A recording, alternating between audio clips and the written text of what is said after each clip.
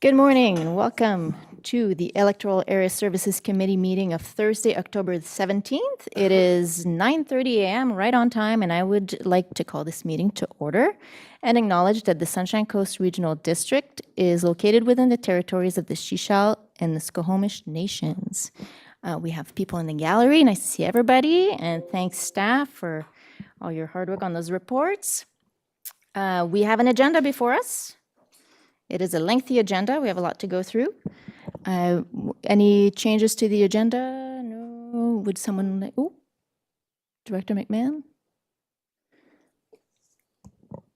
I am really sorry to raise this at the very penultimate moment here, but I'm wondering if we might put the OCP background report further down the agenda and deal with all of the variances first, just because I realize that people are here for that. Then put it in between 4.10 and 4.11 before the APC minutes.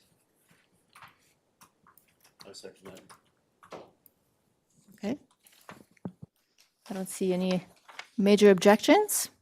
So can I get a motion to adopt this amended agenda?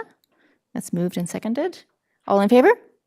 All right, great. So we're just going to shuffle things around a little bit, and that's hopefully going to be more effective. Excellent. So we have no presentations or delegations, so we're going to go straight to reports. We've got a bunch. Starting with 4.1 on page 3 is the Pender Harbor Reading Center Upgrades Construction Agreement. We have someone from... Let me see here. We have, is it Coordinator Williams? Are you going to introduce this for us? Awesome. Nice to meet you.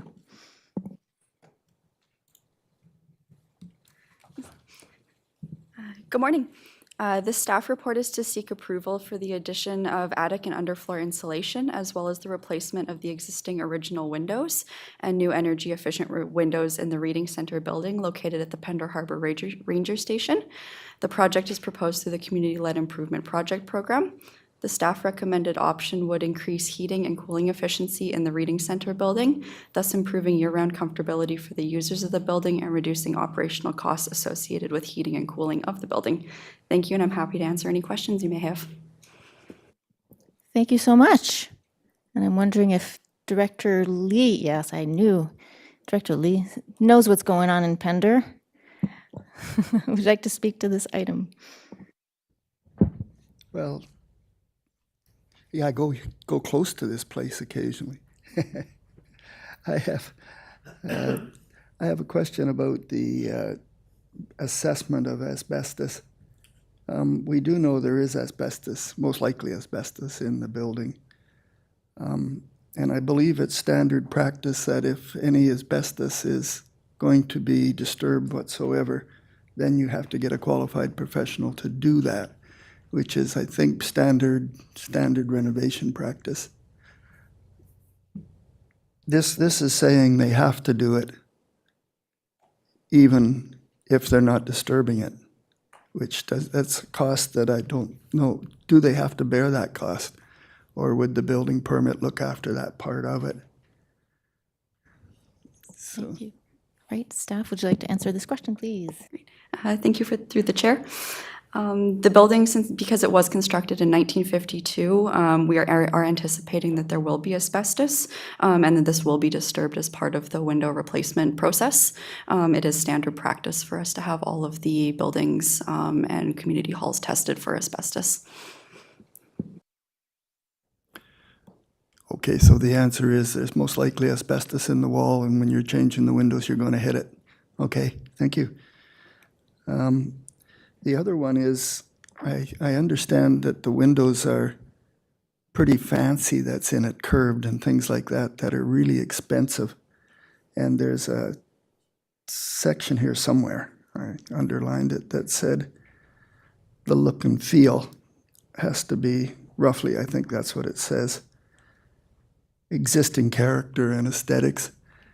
If there's a really expensive curved window that we want to change to a flat window, how would that be?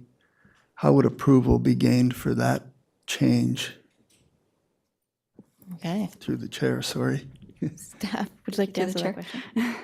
question? So the intention, because it is not a heritage building, it does not need to have the windows replaced identically, but they are planning on replacing the windows with a rectangular window and then adding trim around it to create the illusion of the arched window to keep the aesthetic the same. That sounds pretty good. Thank you. I have no I'll more just go to questions, Director but I believe McMahon. Director McMahon. Yeah, I'll go to Director McMahon first and then back to you, Director Lee. Well, it's not really a question. I just wanted to note that I'm very happy to see this. This building desperately needs energy upgrades. I happened to be there on an extremely hot day a summer or two ago, and the people in there were absolutely sweltering, even, with fans in the window and stuff. So I'm fully supportive of this agreement. Thanks. Excellent. Director Lee. I'd like to make a motion to accept the recommendations on page 3. Okay, and that is seconded by Director McMahon. Any further discussion? I'm also very happy to see this. Always pleased to see community putting their shoulder to the wheel. That's the Pender spirit. Love to see it. So if there's no further comments or questions, I will call the question. All in favor? And that passes. Wonderful. So then we're moving to a little bit down the street in Pender. Item 4.2 on page 8 is the Pender Harbor Music School construction agreement. Ms. Williams, sorry. The staff report is to seek approval for the installation of 2 heat pumps and 3 air handlers in the music school building located at the Pender Harbor Ranger Station. The project is proposed through the Community-Led Improvement Project Program. The staff recommended option would increase the heating and cooling efficiency in the music school building, thus improving the year-round comfortability for users of the building and reducing the operational costs associated with the heating and cooling of the building. Thank you. I'm happy to answer any questions. Excellent. Thank you very much. Very similar to the previous item. Anyone have any questions? Love to see more heat pumps. Director Lee. Oops, I think I've let Director McMahon has her hand up. I think she had All something. right, Director McMahon. Sure, just for fun. This building, we own it, they operate it. Does this count against our corporate GHG emissions? Ooh, that's a good question. Would anyone have the answer to that? It's a little bit of a curveball here. I mean, perhaps something that.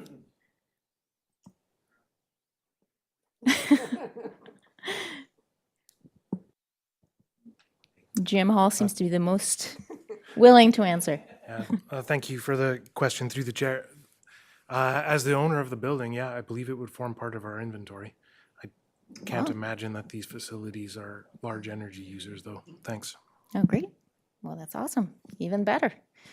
Okay. Director Lee. I'd like to say I'm really glad to see them doing this. That'll allow us to use the whole building, which I believe will increase our occupancy from 100 to 150, which is quite a nice addition to the thing. Really happy they're doing it. Glad to see they are doing it.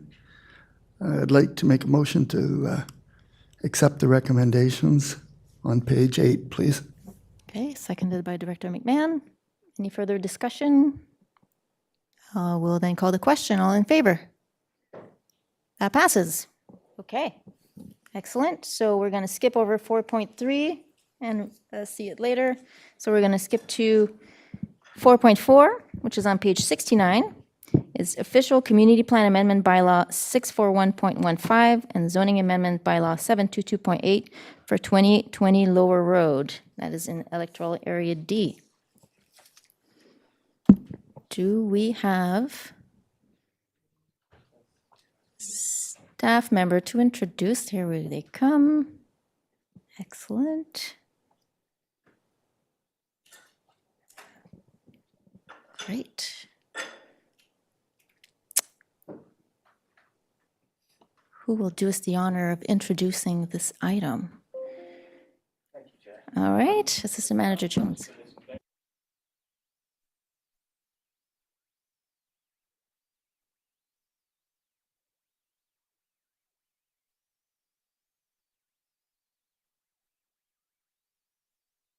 Sorry, thank you. I'll start again.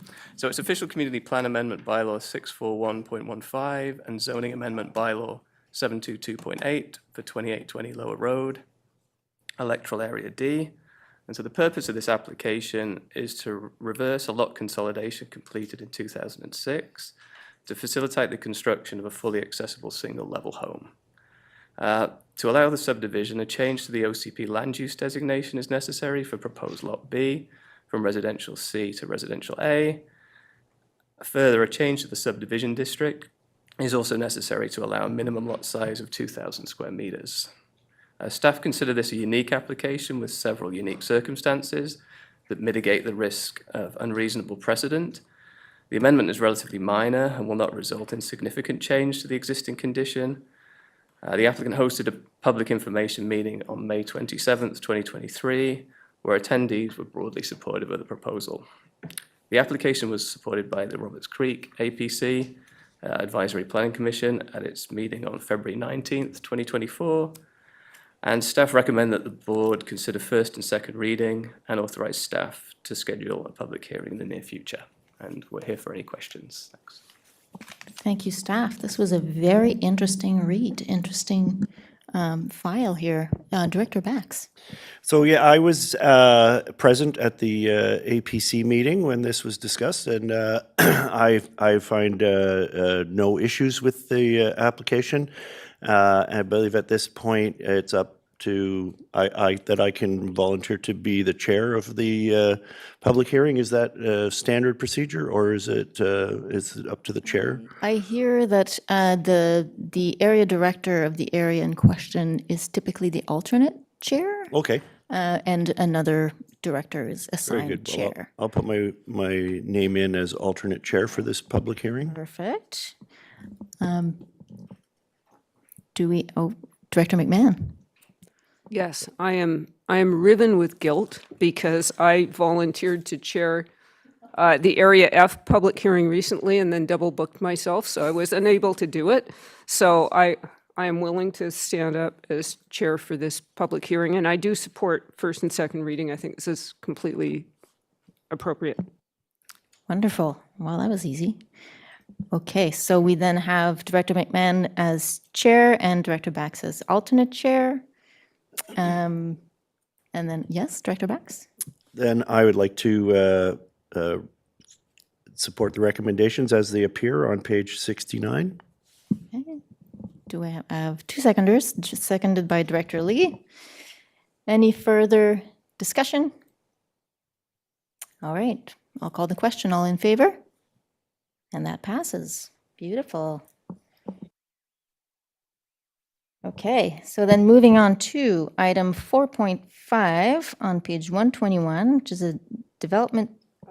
Oh, did I? That's what we just did. Oh, sorry. Do I need to do? Are we not forwarding that to board? It goes to board, yes. No, we're good. Yeah, we're good. Great. Okay, so development variance permit DVP 00108 3663 Beach Avenue. That's in Electoral Area D on page 121. Let me pull this here. So, Senior Planner Koberwitz, you will introduce this for us? Thank you, Chair. Thank you. I'll provide a brief introduction. This is a development variance permit application for a property at 3663 Beach Avenue. And the variance is to facilitate an addition and renovation to a portion of an existing home that is located below the minimum required flood construction level that's present in our zoning bylaw. There's also a development permit under review by staff, and this proposal is consistent with the provincial flood hazard mitigation guidelines, which allow for a 25% floor area addition to existing structures that are subject to flood hazards. In this case, staff have reviewed this application, and we believe that the current proposal is the best fit for the existing residences nearby, as it mitigates the height of the proposed dwelling, and the owners are taking on the responsibility of undertaking best practices as far as the construction methods utilized for the addition to ensure that they're mitigated against flood damage.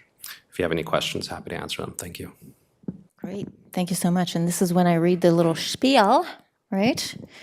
So, having heard staff's introduction of the proposed development variance permit, if there is anyone in the webinar audience or in the boardroom wishing to speak to the application, we ask that you raise your hand. If attending virtually, please use the raise hand tool or *6, and I will unmute you in the order of hands raised. When you speak, please give your full name and, if you wish, your address for the record. In order to keep our meeting moving, we ask that you please keep your comments focused and limit them to 3 minutes. Once the committee has heard from all those wishing to speak, we will proceed with a motion and discussion toward a recommendation to the board. There is a hand up in the virtual gallery. So, do I unmute? I unmute. Okay, so. Hi, how are you? Oh, great, we can hear you, yes. Hello, Mr. Salmon. You have 3 minutes if you would like to speak. Oh, hang on. Did I? Hang on. Wait. Hang on. How do I unmute? Just got to unmute you, and this one has to unmute. Okay. Hi, how are you? I'm Oh. from London. There you are. Okay. You have 3 minutes if you wish to speak to the application. Okay. We can't hear you. I think you are still muted. Sorry, Okay. I keep getting muted by some of the co-hosts here. Oh. Is that me? I hope it's not me. I'm not touching anything. Okay. If you could unmute again, and let's see. I'm going to keep an eye on it. There we go. Sorry, Okay. now it's unmuted. Yeah, Perfect. so what I wanted to do is I want the US to stop doing the things that they have to do there. So let's say they should stop their crimes. Like, let's say they want to do a police chase. They Oh, need so, to stop excuse it. me, Mr. It's too Salmon? much is happening here. Mr. Salmon, could you introduce yourself and if you wish to give your address? And are you the applicant?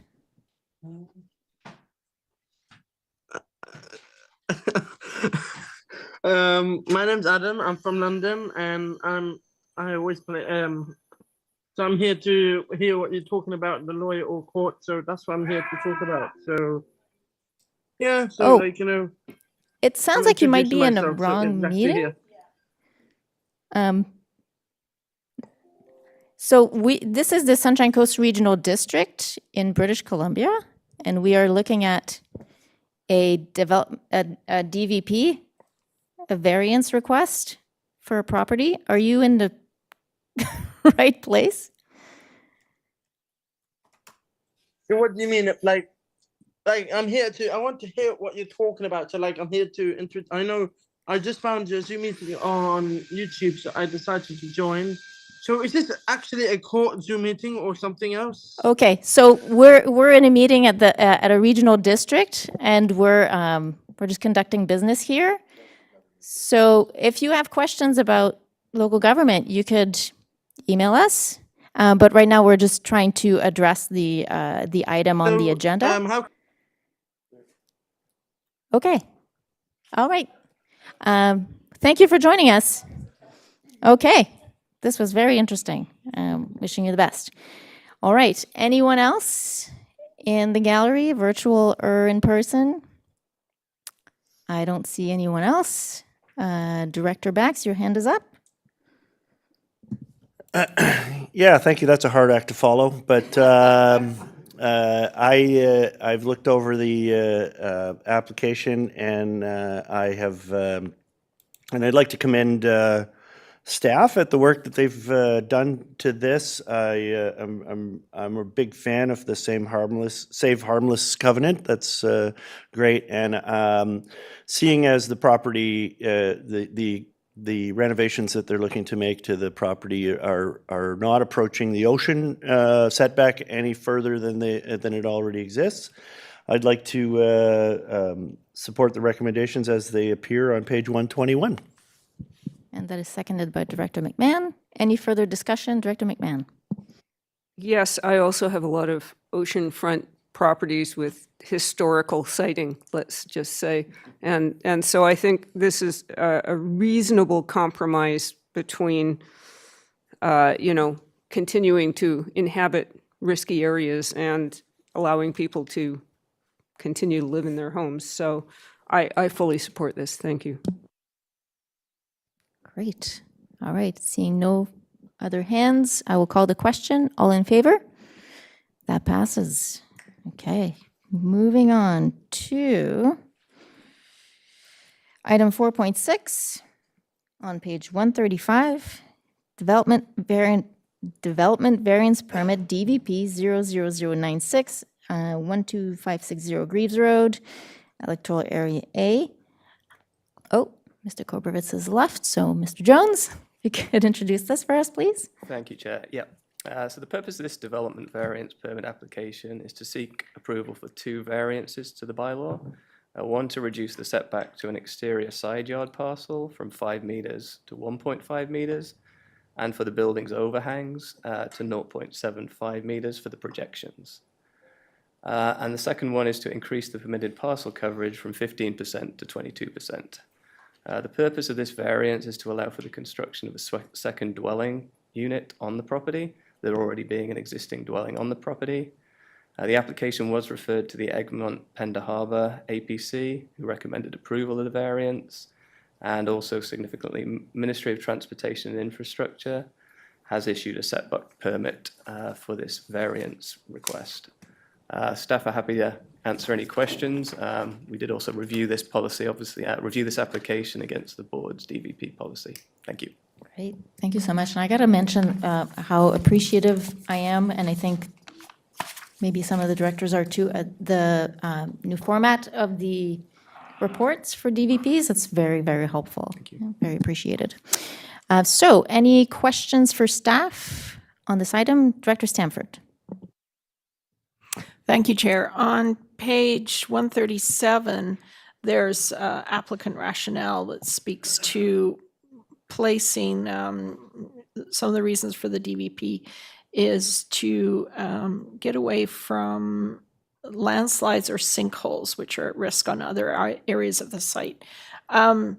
That's a very concerning comment to highlight. I'm wondering if that is where that is on the site.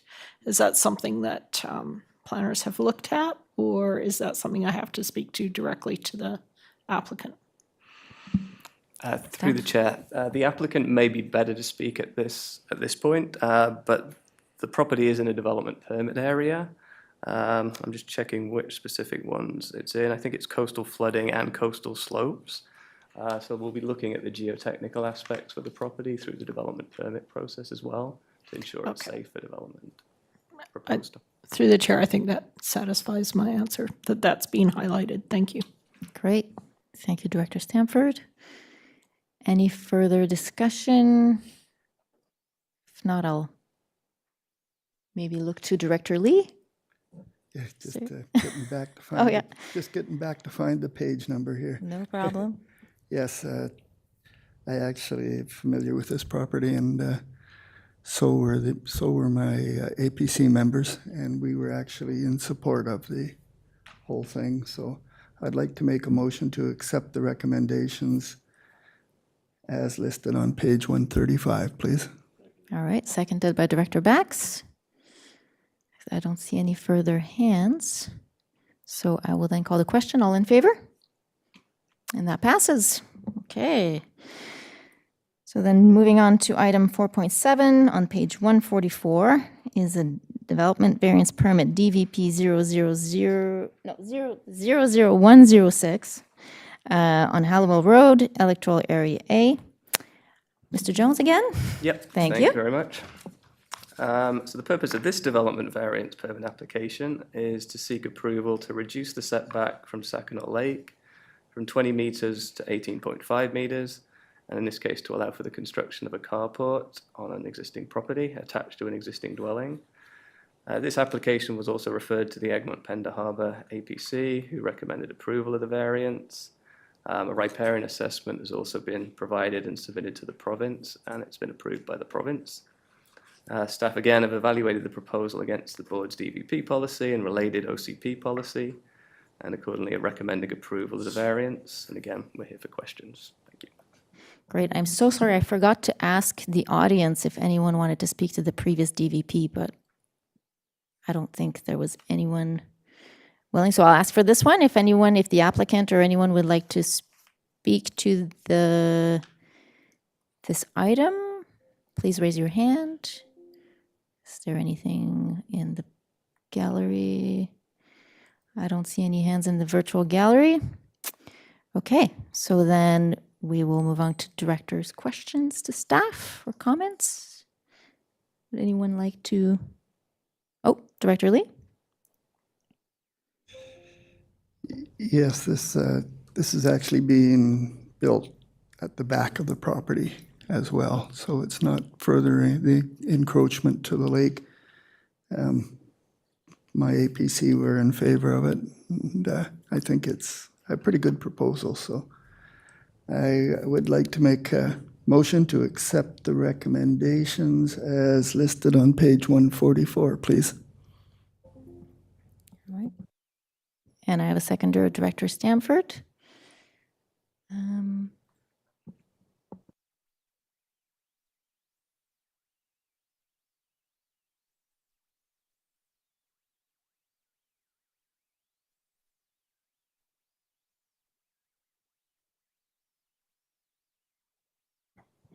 We do have a hand up in the virtual gallery from Observer.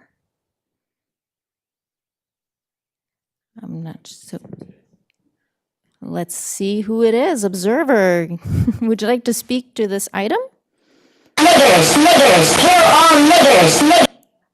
Okay, this is fun. All right. Okay. Okay, interesting. All right. Okay, Observer is gone. We do have Brandon Currington online. Brandon Currington, would you like to speak to the item here? If so, please unmute yourself and you have 3 minutes. Okay. Wow. Okay. 2024. All right. Perfect. Thank you, Mr. Currington. That was great. All right. So with that, any further questions or comments from the directors? Okay. So then I will call the question. All in favor? All right. That passes. Okay. Oh, this is very eventful. Oh, yeah. Okay. What else is going to happen? Who knows? All right. Yeah. Oh, it is today, the Great Shakeout. Okay. So moving on to item 4.8 on page 153. It is Development Variance Permit DVP 00104, 1498 Tideview Road, Electoral Area F. And I have Mr. Rajala to introduce this for us. Thank you, Chair. The purpose of this development variance permit application is to reduce the minimum setback from the natural boundary of the ocean from 15 meters to 5 meters to permit the construction of a staircase structure for access to the existing dwelling. It is noted that a previous development permit with a variance was approved in 2015, which reduced the minimum required setback to the natural boundary of the ocean for the purpose of legalizing the existing single-unit dwelling on the property. Staff have evaluated the requested variance based on the board's DVP policy and recommend issuance of the permit. Staff are happy to answer any questions or concerns. Great. So would anyone in the gallery, applicant, or... Okay, so we've been having some technical difficulties, and so we're just going to skip the online gallery comments, thinking that oh, no, actually we can't. Okay, we got to do it. Okay. All right, let's find out what's behind this door. George, oh, George is gone, or hand has been lowered. Okay, so what we're going to do, we're going to recess. We're going to figure this out, and we will be back as soon as possible. Thank you for your patience. Everyone, this meeting is being tagged by the UTC tags. There is no way to stop this attack. Fuck niggas being hacked by the UTC tags. Get wrecked, stupid niggas. Attention everyone. This meeting is being tagged by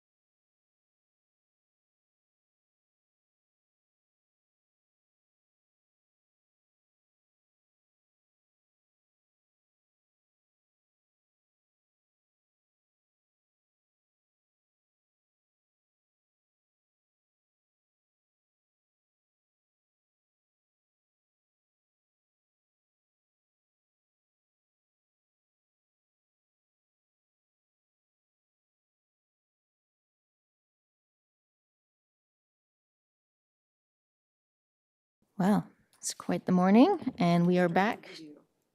Oh, right. I am invisible. Let me make myself visible. Here I am. Okay, we are back to the Electoral Area Services Committee meeting of October 17th. We are going to be doing the Great British Columbia Shakeout at 10:17. We're going to see how this goes. We're doing this on the fly. So we've got 5 minutes before we have to duck under our desks. So we were on item 4.8, DVP 00104 for Tideview Road. We had the introduction by staff, and then we had some difficulties with the gallery online. Okay, so I'm going to go to directors. Director Lee, your hand is up. Thank you, Chair. I was just wondering how stairs got to be called a structure. Is it the height they are or the width? Or I know it's kind of technical, but I was quite curious. I think that, yeah, in the report, there was mention of why those particular stairs are considered structure, but if staff wanted to elucidate. Thank you, through the chair. I think it's the nature of the topography on this one. There's quite a lot of structure required to actually build the stairs. So that's why they're classified as a structure. All right. Director Stanford. Thank you, Chair. This is somewhat similar to a question I had at a previous DVP application is, again, the nature of the topography. When looking at construction of this amount of stairs or size of stairs, is there consideration of the impact in terms of flood risk based on land disturbance? For instance, there's a weather bomb coming in this weekend. With this level of land disturbance, is there an increase in potential of flooding with this size of a stair construction? Does staff have? Yeah, thank you. Through the chair, there is a concurrent development permit as well. It's for DPA 1A coastal flooding and DPA 1B coastal slopes, I believe, are the two DPAs that the property is located in. So we will be reviewing that as part of the as two concurrent applications. Follow up? Another question? Yes, Director Stanford. And secondly, I'm not sure if the proponents are in the gallery. I'm just wondering, how was this dwelling accessed prior to the build? Whether or not it's water access only, or what was this, how the access was? No one in the virtual gallery, so I'll go to staff. Through the chair, I believe there's a communal staircase to the foreshore currently that I think it's just a few houses over that they're currently using. It is a seasonal cabin, I believe, so, but that's how they're currently accessing the dwelling. Great. Anything else, Director Stanford? I would just like to put forth the recommendations on page 153 as presented. Can I get a seconder? Director Lee, thank you. Any further comments, questions? So I will call the question. All in favor? That passes. Okay. Moving on to item 4.9 on page 161 is DVP 00107 for 8719 Red Roofs Road, Electoral Area B. And Mr. Rajala, thank you. Thank you, Chair. The purpose of this development variance permit application is to reduce the minimum setback for a structure from a highway or internal private road from 5 meters to 1.5 meters to accommodate a covered parking area as part of a proposed single-unit dwelling development. The BC Ministry of Transportation and Infrastructure, MOTI, has already issued a permit to reduce the required MOTI setback from 3 meters to 1.5 meters. Staff have evaluated the requested variance based on the board's DVP policy and recommend issuance of the permit. Staff are happy to answer any questions or concerns. Oh, thank you, but it's 10:17. It is the Great British Columbia Shakeout. The Great British Columbia Shakeout, organized by the British Columbia Earthquake Alliance, BCEA, is an annual opportunity for individuals, communities, schools, and organizations to practice essential earthquake safety measures such as drop, cover, and hold on. Beyond the drill, participants are encouraged to critically review and update their emergency preparedness plans and supplies, while also taking proactive measures to secure their spaces and prevent potential damage and injuries. Let's go under.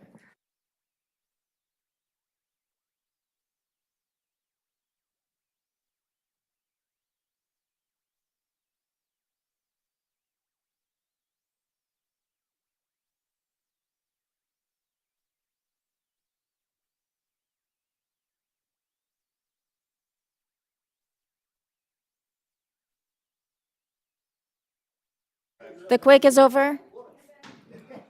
No casualties. Can everybody get back up? All right. Okay, thank you for indulging us. And please be safe and get ready for earthquakes. Very important.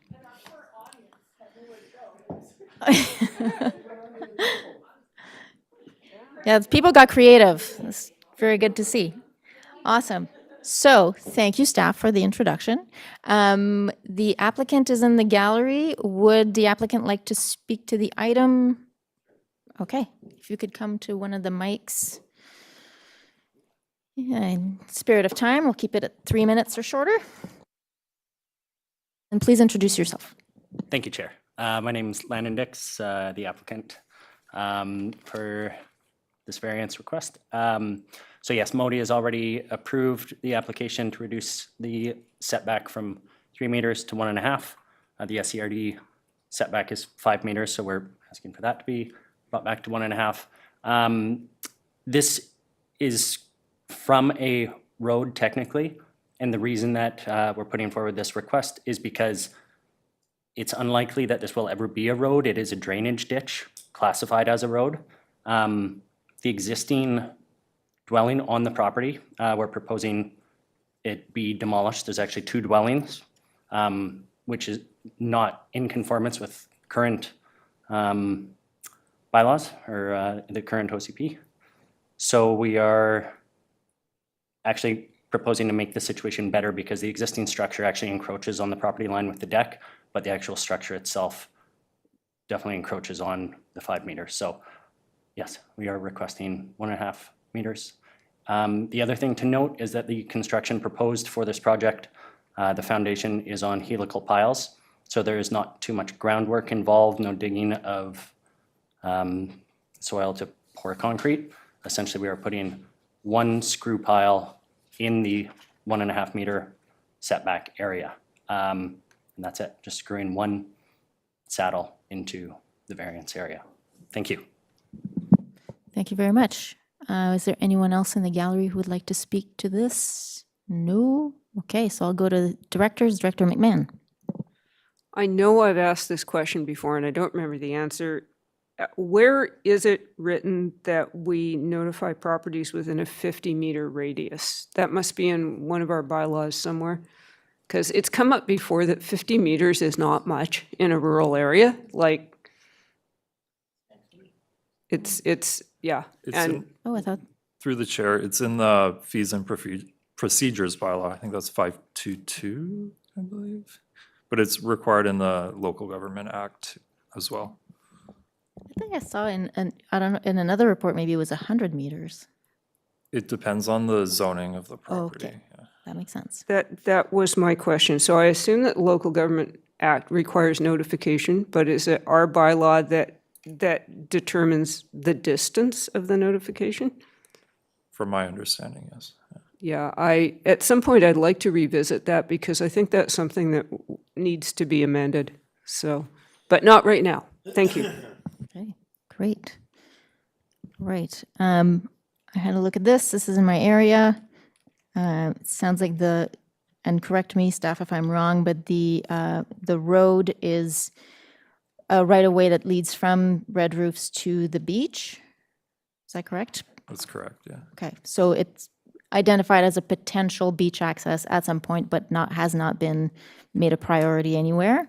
But if it was to be developed as a beach access, it would not be impacted by the construction. Yeah, I did check with our Parks Department, and there's no long-term plans for that corridor being designated for beach access. And again, it's not obstructing the access or anything, because it's still within the property. But- Or it wouldn't be obstructing. All right, thank you. So that being said, I will move the recommendations listed on page 161, and I have Director McMahon as a seconder. Any further questions or comments? I'll call the question. All in favor? And that passes. Okay. So moving on now to 4.10 on page 169. This is a development variance permit application for, so DVP 0099 for 7531 Cove Beach Road. This is we've seen this before a few times, and this is, we pulled this at board last week to reconsider. And so would Manager Jackson like to preamble this?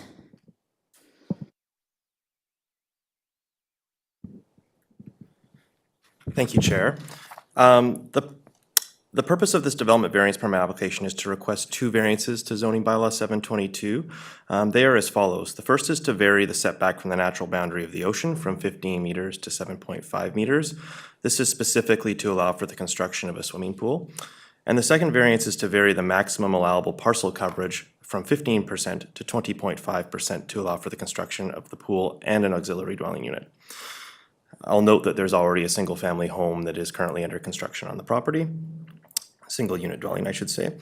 This application was originally presented to the June 20th, 24 Electoral Area Services Committee, where it was referred to the July 23rd Half Moon Bay Advisory Planning Commission meeting. The APC could not reach consensus and provided both positive and negative points relating to the proposal. The application was further considered at the Committee of the Whole on September 26, where it was recommended that the proposed setback variance component of this permit be denied and that the parcel coverage variant component be issued. Both of these previous staff reports are included in the agenda package under item number 4.10. At the regular board meeting of October 10th, 2024, SCRD board motioned to refer the subject DVP back to the Electoral Area Services Committee for further consideration with inclusion of the policy evaluation criteria for the development variance permits. Staff have provided the relevant planning analysis in this agenda item for this application under the board policy evaluation criteria for DVPs to highlight key considerations. It should also be noted that this property is subject to flood and geotechnical hazard development permit areas. These development permits are delegated to staff, and staff have reviewed the professional reports associated with the DP and are prepared to issue the permit should the proposed DVP be approved. As there have been some questions related to environmental implications of the proposed setback variance since the publishing of this agenda, staff would like to provide the following clarifications. First of all, SCRD has established development permit areas for shoreline protection. However, they are not existent at this location. And therefore, staff have no authority to consider criteria contained in the development permit areas that are established elsewhere in SCRD. The second is that the applicant is already permitted to build a concrete plaza at the same location where the pool is proposed. The pool creates no material change in terms of construction impacts. The difference between what is permitted and what is proposed is whether the surface is a concrete plaza or a pool. The retaining structure would be materially and visually the same in either case. So from that perspective, there's no further implications in terms of any of the intents of the bylaw. Nothing would materially change in terms of the construction or the visual impacts. As such, staff recommend issuance of the permit, and we're here to answer any questions that you have. Thank you. Great. Thank you, staff. So this is, we're revisiting this, so it's a little different than DVPs, but I do know that there are some people who would like to speak to this. I know the applicants in the gallery. Would you like to say any? Sure. Sorry. Thank you. I just want to say I'm Martin Gerber, and on behalf of my wife and I want to express our, Michelle, I want to express our gratitude for all the work you've already done on this. I believe all the information has been provided, and there's been a lot of it, and I concede it's a complex request, but all I want to say is we're here. If there's any questions, we're happy to answer them. Excellent. Thank you very much for being here. Would anyone else who was affected by this like to speak? Yeah. And please introduce yourself.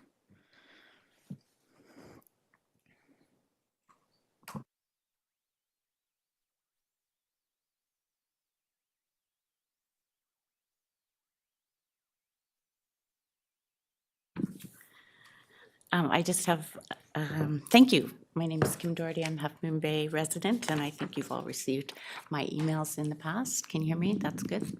Mic's good. Okay. I saw on your agenda that we are going to be discussing our large OCP renewal project today, and I find it somewhat ironic that a DVP of this magnitude, if approved, will so easily dismiss OCPs and bylaws. The staff report for Cove Beach reiterates the applicant's rationale and does not address the community or APC concerns, so I must. The overbuild was always planned, and the DVP is a workaround for parcel coverage. I'm not sure that a DVP is an appropriate approach for changing parcel coverage. Regarding the guest house in a gated community, the site plan shows a 100 square meter guest house, and bylaw 722 allows 90 square meters. Is that to be ignored? Regarding parcel coverage, the applicant strategically included only the main house at maximum parcel coverage and now are requesting an additional 200 square meters for a pool and a guest house. The rationale of shade overhangs is a stretch. Approval will set a precedent and a new definition for parcel coverage, given all BC includes overhangs that are large and their usable living space when they're calculating parcel coverage. Most importantly, the variance request to reduce the ocean setback in Sargent Bay is an early test of the bylaw for ocean setback at 15 meters. Approval will set a precedent and test your resolve to protect marine foreshore.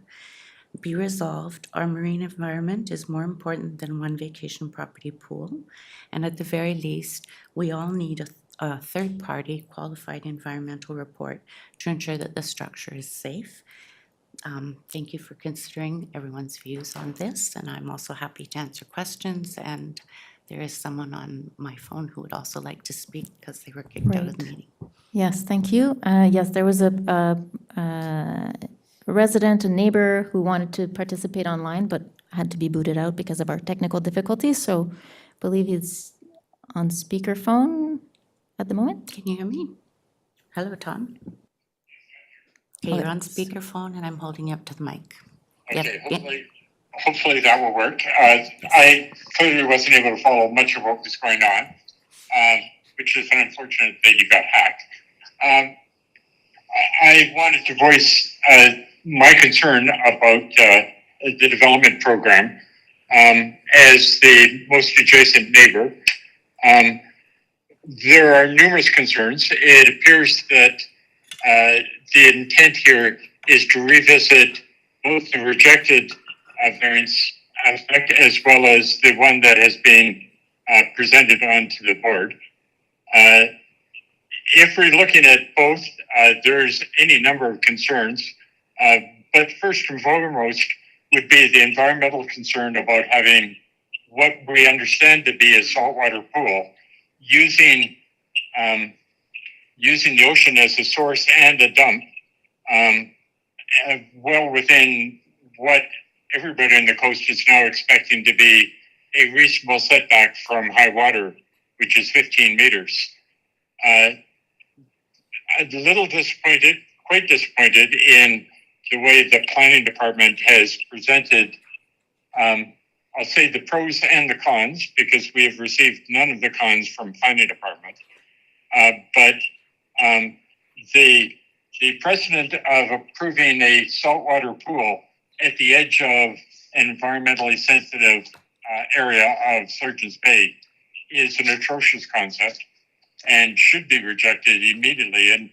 And in fact, as you probably all know, was rejected by the committee of a whole. You've already heard about why this is in fact going to be precedent setting, although that is one of the 5 criteria that is principal on considering a variance. And in this case, the only unique situation about wanting, number 3, wanting and not being a precedent setting, is that the Gerbers want a bigger property than what our bylaws provide. So it appears on the surface to be a fairly simple rejection. I'm surprised it's gone this far. Thank you for your time. Thank you very much. Okay, I don't see anyone else in the gallery, so we can move on to discussion. Directors, any questions for staff or comments? Director Bax. Yeah, so it's really a bizarre. I find it quite bizarre that a plaza is not considered a structure and can be placed within the setback. To me, it's a disturbance of the natural boundary, and so there was a permit. Apparently there's nothing we can do. Even though we have a 15-meter setback from the ocean, but there's nothing we can do to stop this type of construction. Right, the plaza was approved before the bylaw was changed, so before the and staff can correct me if I'm wrong, before the setback changed to 15 meters. So that's not in question. Okay, so that's not in question. Right. But I still have issue with a water structure that close to the ocean in a flood area. I do think that this type of improvement to the property it goes against what we're trying to do in our protection of the ocean front. Thank you, Director Bax. Director Lee?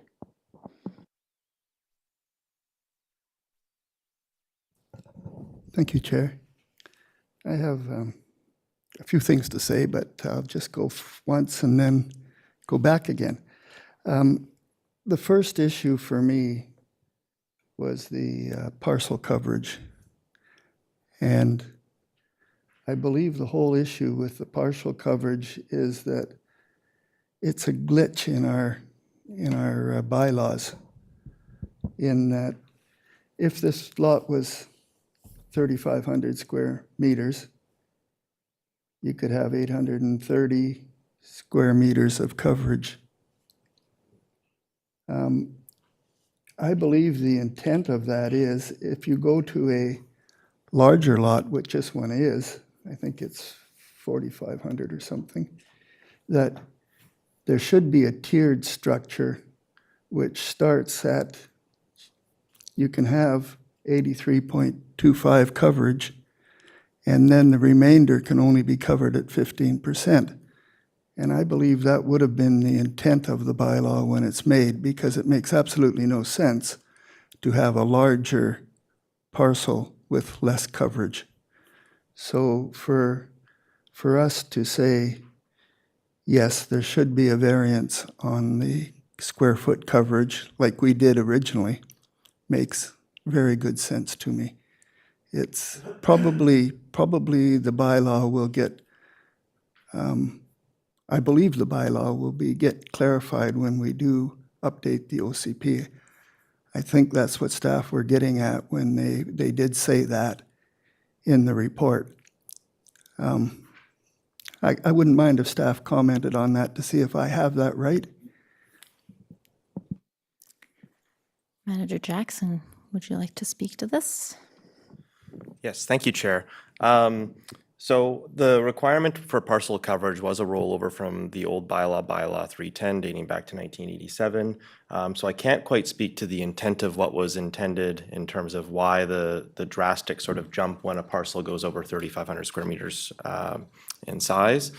In this case, the parcel size is approximately 4,050 square meters, and so it actually does have less permitted parcel coverage than one that would be 3,500 square meters.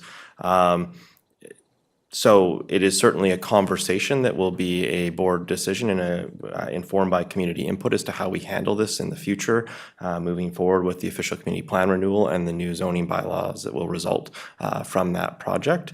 So certainly it's something, though, that from a development approvals process review lens, it seems a little bit out of step that sort of something, as soon as it gets a square meter over 3,500 square meters, it suddenly has less parcel coverage. It seems to be sort of out of step with what would be common practice for zoning bylaws. So from that perspective, it would be a question that staff would like to bring forward as part of the new zoning bylaws that would come out of OCP renewal, but that would certainly be informed by community and board input. Thank you.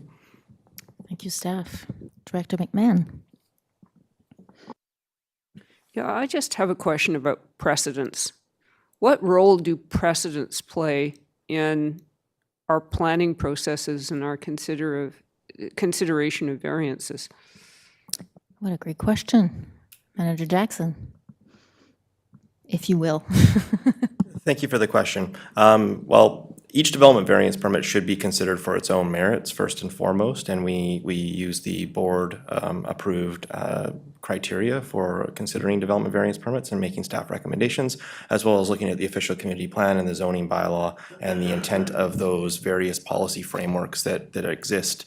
So each one is considered on its own. With that being said, certainly fairness is something that can be considered, but precedent is not something that has to be considered.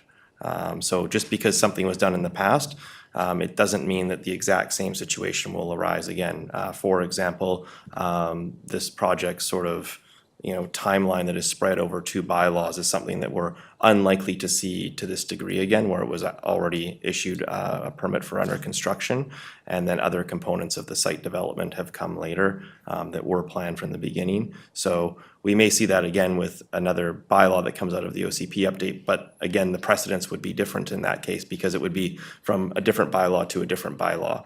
So I hope that helps, but happy to clarify further if needed. Satisfied, Director McMahon, a satisfying answer? Yeah, okay, for now. Director Lee. Thank you, Chair. I'm just trying to work my way through this logically, if I may. Originally,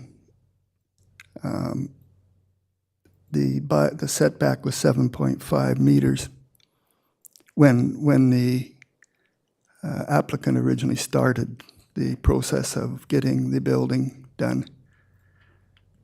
Way back when. I don't even know when that was, but quite a while ago. And the approval was given by way of a development permit to build within this up to the 7.5 meters. And the original design, I understand, included the pool and a secondary building. But when it got to the building permit stage, the building permit stage said the pool was a structure and the proposed secondary building was a structure, and therefore you needed to get a variance for that in order to have those two things. Today, I believe that would have been taken care of before you ever got to the building permit stage, because by the time you get to the building permit stage, a person proposing a house has put a lot of money into the plans and a lot of effort into getting it all together. So I'm assuming that today this wouldn't happen. Hypothetically, staff. Thank you, Chair. Through the development approvals process review, staff have certainly been looking at our processes. One of those is how we take in development permits and development variance permit applications, ensuring that what happens is that the planning process is dealt with before the building permit process specifically. Historically, those applications were often made at the same time with the assumption that all would go to plan. that's not the correct way of doing it. So staff have adjusted that such that the development permit and the development variance permit make a certain level of review before an applicant is instructed to make a building permit application. This helps to ensure that they don't invest money in the more detailed drawings that are required for a building permit, a lot of the final structural engineering, things like that, et cetera, so that they can save both time and costs through the review process. Thank you. Thank you, staff. Director Lee, follow up? Or a different question? This is complicated. I had a heck of a time trying to wrap my head around it. Why is a pool called a structure when it doesn't stick out of the ground? I can see why those stairs would have been called a structure because they stick out of the ground and people can see them and you can fall off them and all that stuff. But I really struggle to see why a pool, ground level pool, would be called a structure. I'm curious about that. Ooh, and Jim Hall. Thank you, Chair. The definition of a structure flows from our building bylaw 687, which does exclude certain things, but a pool is not one of the exclusions. That bylaw is being reviewed, and that is a consequence in part of the development approvals process review to look for opportunities to streamline our overall processes and provide better customer service. And I know swimming pools are on the list of items to review. Thank you. Thank you, staff. Director Stamford. We seem to be going into hypotheticals quite a bit, but if we're looking at structures that are underground, you could look at significant bunkers that are completely underground, homes that are completely underground. I don't think the definition of sticky uppiness is a clear way of defining whether something is a structure or not. I think part of this is what is attached to that feature, and there's significant aspects to a pool beyond the hole in the ground. So that is one of the things that I'm looking at, is what does a pool entail apart from the fact that it's flat to the ground. So those are the things that I'm looking at with this kind of request. Thank you for that, Director Stamford. I'll just jump in and ask one question. I think if Director Lee was correct in the chronological order of things, when the applicant was told that they were over the parcel coverage area, were there any attempts to modify or to try to get in compliance with the bylaw at the time? I don't know whether staff or the applicant wants to answer that. Thank you, Chair. I can start, and certainly if the applicant has anything to add, they'd be welcome to come up to the delegation table. This does date back to before my time with SCRD when the initial development permit was issued in November of 2021. So I'm going off of my knowledge based off of what my staff has provided me. So my understanding is at the time that was identified, it was well into the consultation process of bylaw 722 when it was known that the auxiliary dwelling unit size was going to increase or proposed to increase from 55 square meters to 90 square meters. So that was, I think, one of the considerations at the time, was that the opportunity to build a bigger auxiliary dwelling unit was potentially on the table.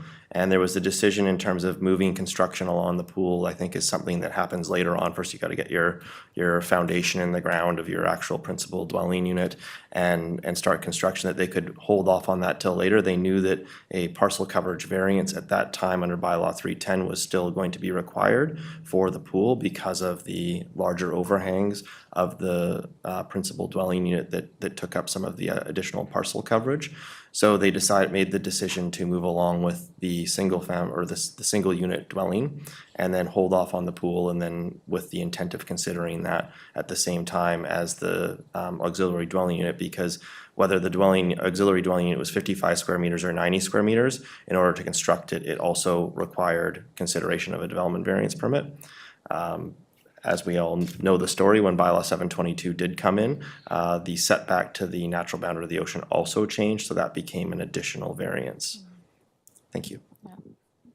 Thank you for that context. And I guess just to follow up, if I understand correctly, there was no attempt to modify the design of this single, oh, I see the applicant might want to speak to this, and yeah, if you can come up and answer, that'd be great.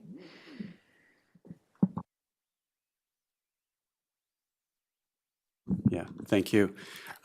We were working very closely, and this is prior to Mr. Jackson's tenure, with the staff.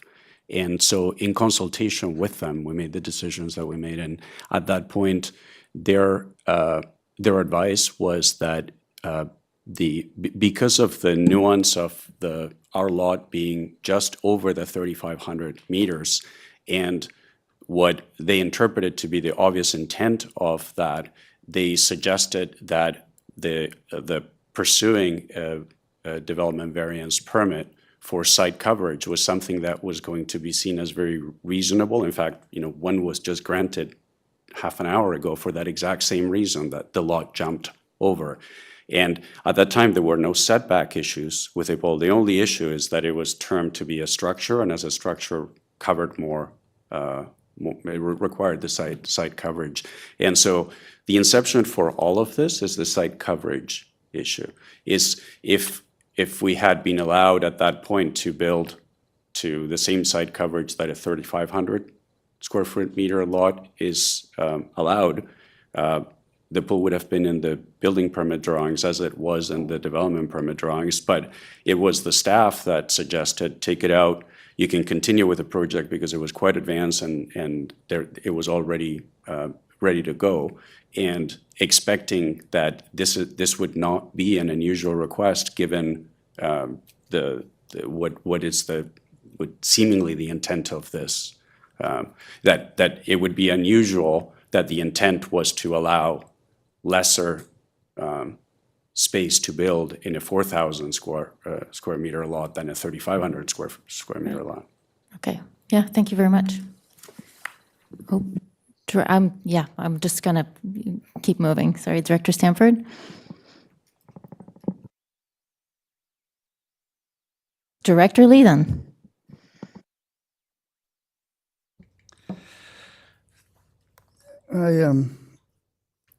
I was going over I'm just scrolling down here. I was going over the principles of allowing a variance, and I can't find any that says that we shouldn't allow this. The parcel coverage we just discussed, and it seems it's a glitch to me.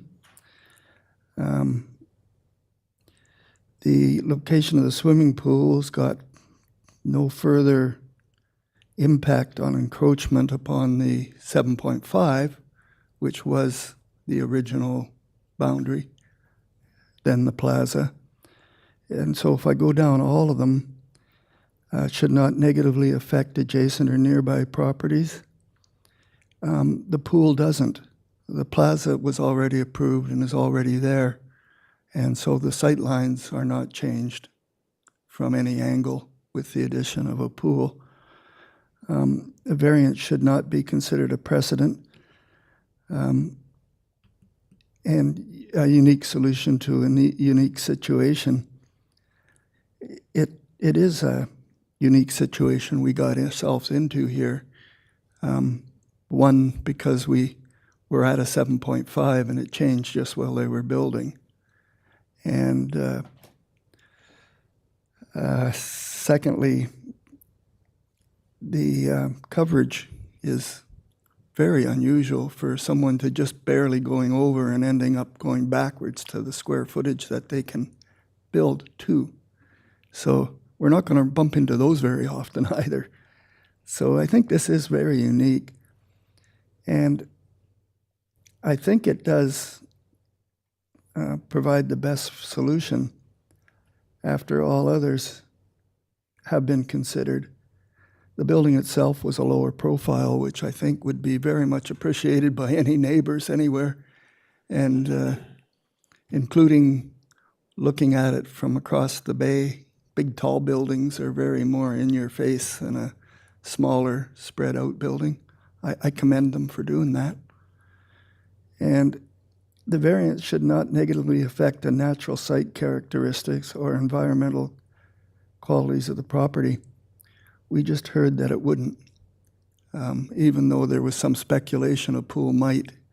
That's speculation as opposed to the fact that there's no DPA. 7.5 meters is more than adequate to get you away from flooding by the ocean and wave actions. And the site itself is a rock outcrop on a point. It has no vegetation, had no vegetation when we started. So I think it meets all 5 requirements for a variance. I don't know why we would refuse them, actually. I'm really struggling with that. Thank you, Director Lee. Director McMahon. Yeah, I'm struggling with this one too. I believe the planning staff have previously mentioned that all of the easy lots on the Sunshine Coast have already been built on. So we are getting increasingly complicated files. And I think this is an example.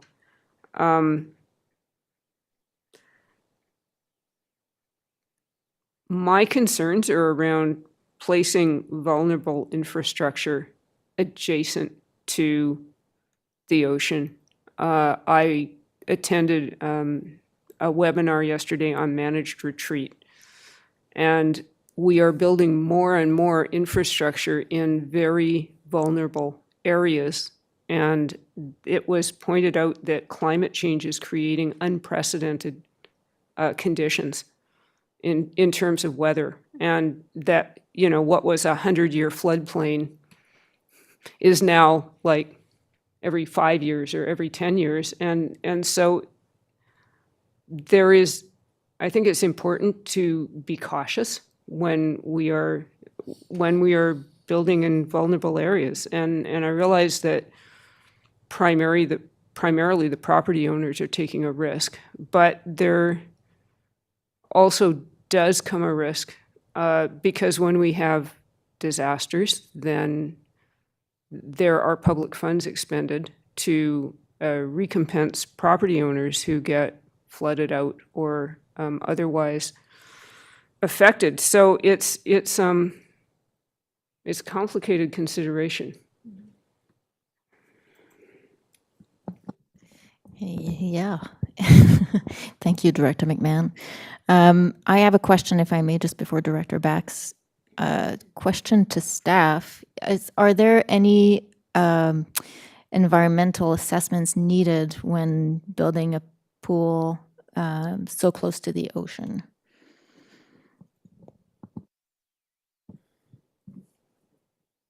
Thank you for the question.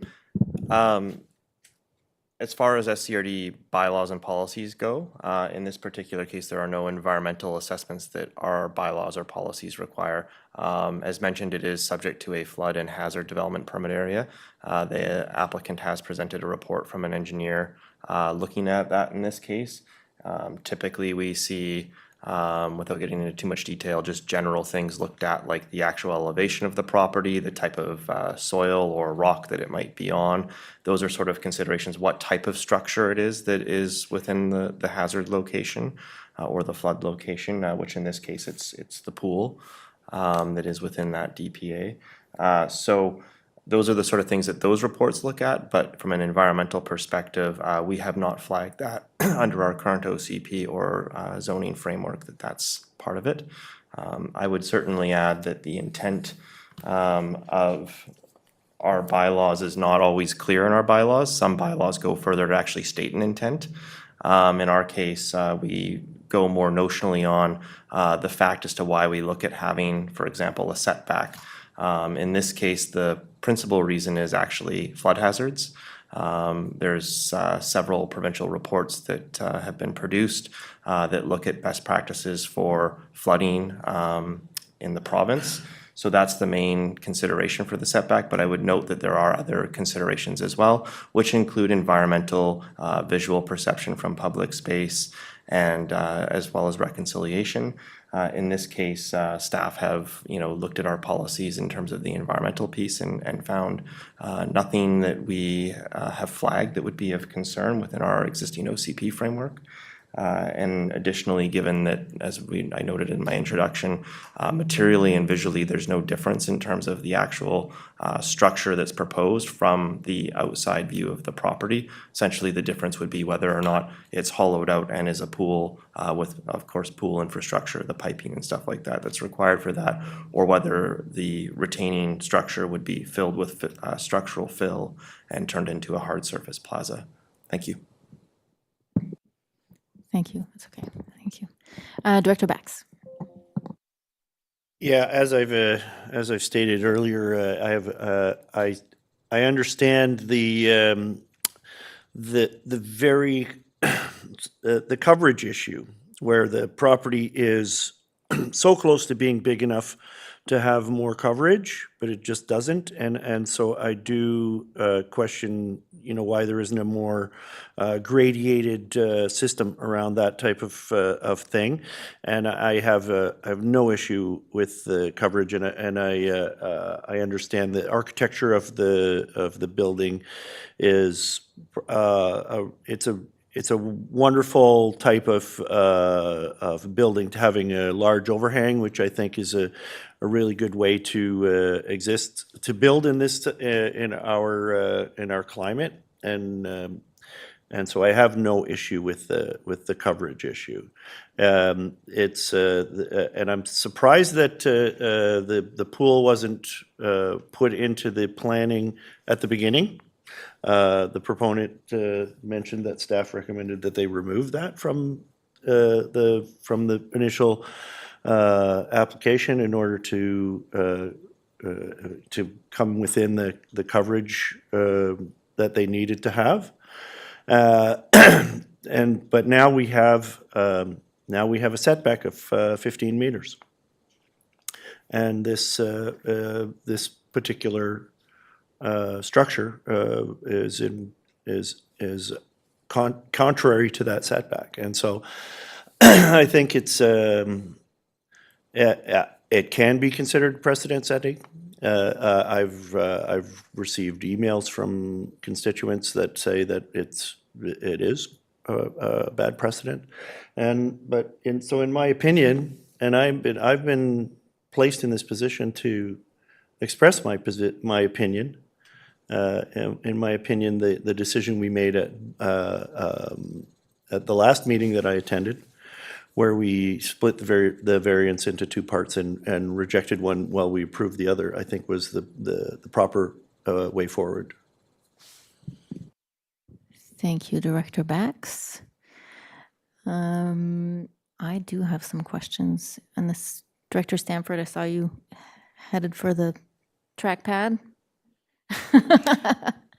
Not to put you on the spot. I'm just looking for where our decision is, because right now there's. Yeah, that's what I'm looking for. I think we're all struggling right now. So would the directors like to do the same as the last, well, actually, yes, procedural question. Yes, Director McMahon. Yes, well, we previously did two motions, recommendation 6 and recommendation 7 on page 169. So I assume we are revisiting those, but perhaps the corporate officer has some thoughts on this. Thank you, Director McMahon. Yes, corporate officer. Thank you for the question. So the board has referred that committee recommendation back to Electoral Area Services to reconsider. So your options are to move the recommendation as originally put forward on page 169 of the agenda. You could also go back to the staff recommendation from the September 26th report on page 174, which recommended approval of the both variances, or you could make a completely different recommendation to board. Director McMahon, follow up? Right, and just to refresh my memory, in the EAS meeting, this is, or in committee, this is voting electoral area directors only. Correct. This is just for the electoral area directors to vote on. But when it goes to board for endorsement, then it's voting all directors, is that correct or not? No, it'll remain electoral area directors only, as the municipalities don't participate in our planning service. Thank you. Thank you, Corporate Officer. Director Lee.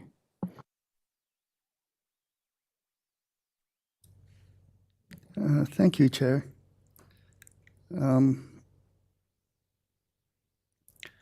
Yeah, I'd like to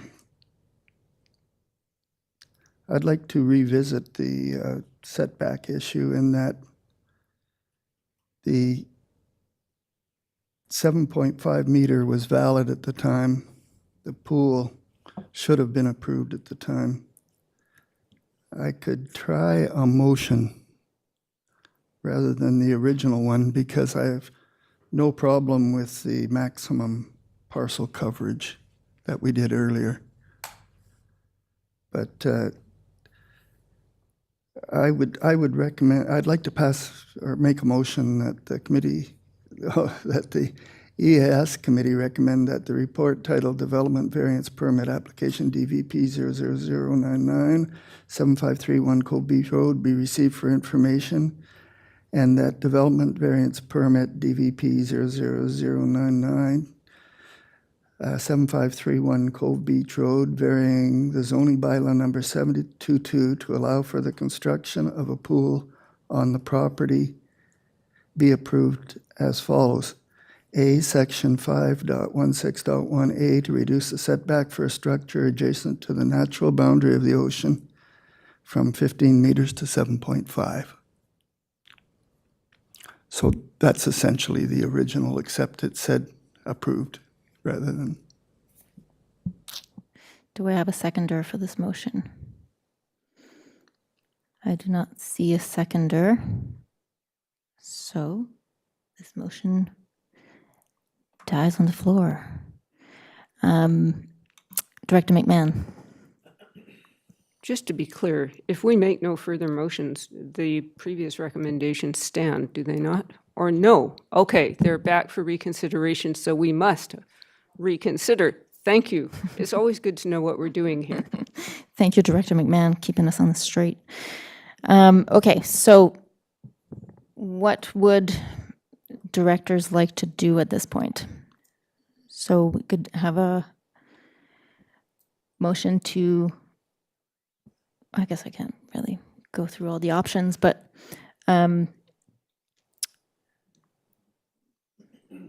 so I have I'm just gonna, and then I'll get to you, Director McMahon.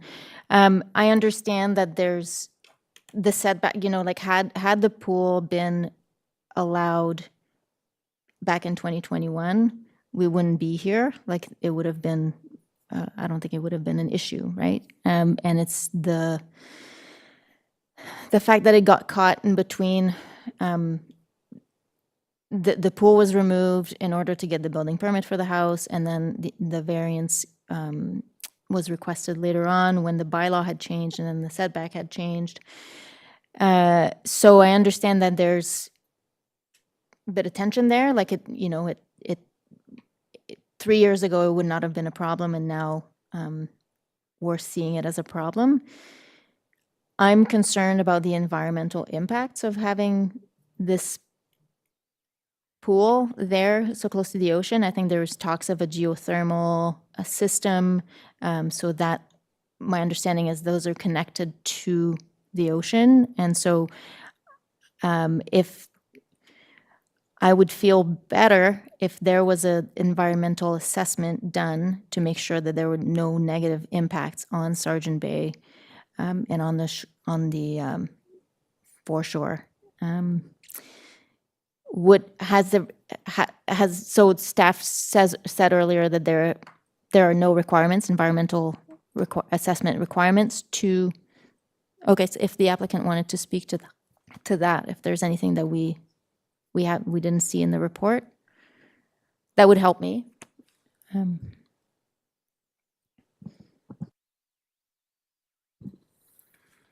Yeah, we have done work on both of flood and hazard, and I'm not an engineer. I should start by saying this, and part of the reason why the 7.5 meters was acceptable for the engineers on that front is that they're not just looking at the setback, but also the elevation, and this is 8 meters above the ocean. It's a very steep, rocky hill, so it's not that it's at water level in the ocean.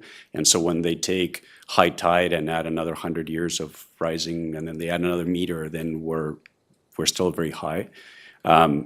This said, if there were specific concerns that you have, so far there have been no environmental issues that have been raised from this, from all the work we've done. But if there were specific concerns that the board had, we're happy to conduct whatever environmental studies are required to assure you that there is no environmental impact with this. Thank you very much. Yep. Director Bax.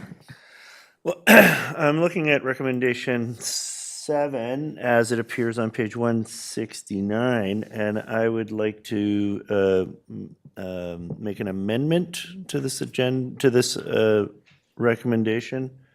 You can make a brand new motion. Okay, from the line after the auxiliary dwelling unit, striking the words "and pool," striking the words "and pool," and then leaving the recommendation as it is. So just removing the pool from recommendation number 7 and attempting to move forward by passing that recommendation. Okay, so that was a motion. A motion to approve the construction of the auxiliary building. Right. Do I have a seconder for the motion? Director McMahon seconded. Director Lee, did you want to speak to that motion? I was curious. Did you announce that my original motion was defeated because of no seconder? Okay, I just wanted to check on that process.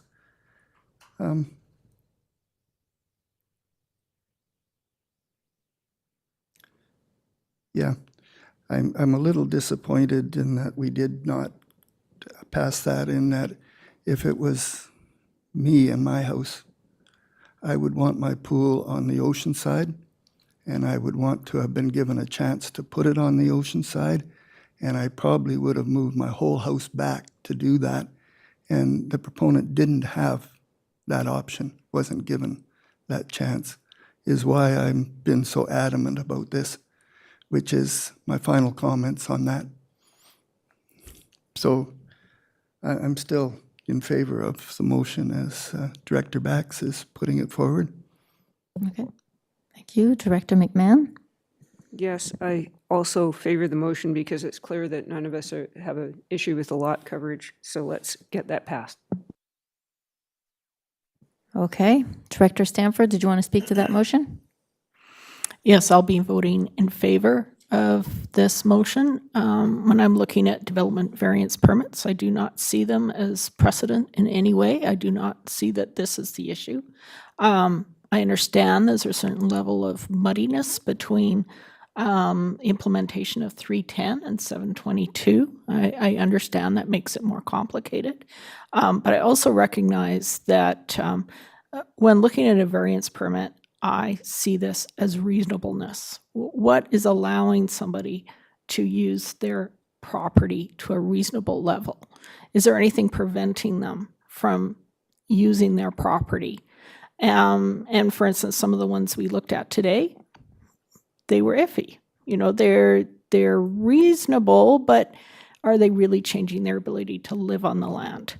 And so this is always a level of how do I perceive the intent of the bylaws, and how does this go forward? In this case, there is a significant lot coverage. And in order to benefit from a larger house or auxiliary dwelling size, I think there's an opportunity there and a reasonableness to provide an extra opportunity for a second dwelling of a good size. And so that's where I'm willing to move on this one. Setbacks from the ocean, they have to be a significant adjustment to somebody's livability for me to look at that particular adjustment. And at this point, even though I know it is a coverage, I see that as where I'm not willing to move at this time. Thank you. Right. Thank you, Director Stanford. I am a little concerned when for the parcel coverage area that it was planned when there's a plan to go beyond what is allowed. I have a problem with that, and so I've been struggling with this quite a bit. And I know we did approve another parcel coverage area increase earlier today. So I'm, but this one, there was already a structure, there's always a dwelling on it, and then they want to add some space for a family, or I guess that's not really. But so this one, the problem I have with this one, with this parcel coverage area, is that it was planned from the beginning, and there could have been some adjustments, but they weren't made. So I'm not going to be in favor of the parcel coverage area, but I will call the question if there's no other comments. So that is a motion to allow the auxiliary dwelling. Director Lee? Was there a seconder of that motion? There was one, yes. Director McMahon seconded it. Yes, okay, thank you. Okay, so I will call the question. All in favor? Okay, so that passes. Okay, so did anyone want to, oh, Director Bax? Is it within our authority to ask the proponent to hire a qualified environmental professional to give us an assessment on the possible environmental impacts of the swimming pool? I believe that is our prerogative, but would staff like to comment? Thank you for the question. 2 points on that. The first is that the applicant has been working with the Ministry of Lands and Forests and Rural Development, I believe is the full title of their ministry, on all approvals related to any works around the ocean that have environmental considerations there. With that being said, if the committee desired to add a condition to the development variance permit, permits can contain conditions as part of their issuance. So there could be a condition that could be added that the applicant work with an environmental consultant and produce a report that considers and whatever it was that the board was looking to have considered, or the committee, I should say, whether that be specifics that are of concern in that area that need to be looked at, or compensation, things like this. That sort of condition could be motioned to be added to the permit. Thank you. Thank you. Director McMahon. Well, that is an interesting option. I don't want to start doing that on the fly in a meeting, because I think that's a fairly significant and somewhat technical, and well beyond my ability to write on the fly at a committee meeting.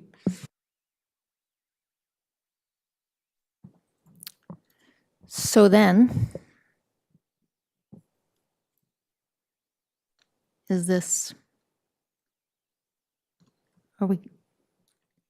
there anything else we need to consider? This is a very interesting situation. Yes, corporate officer, please. Staff would like to request a 2-minute recess if the board is willing. Okay, 2-minute recess. Thank you very much.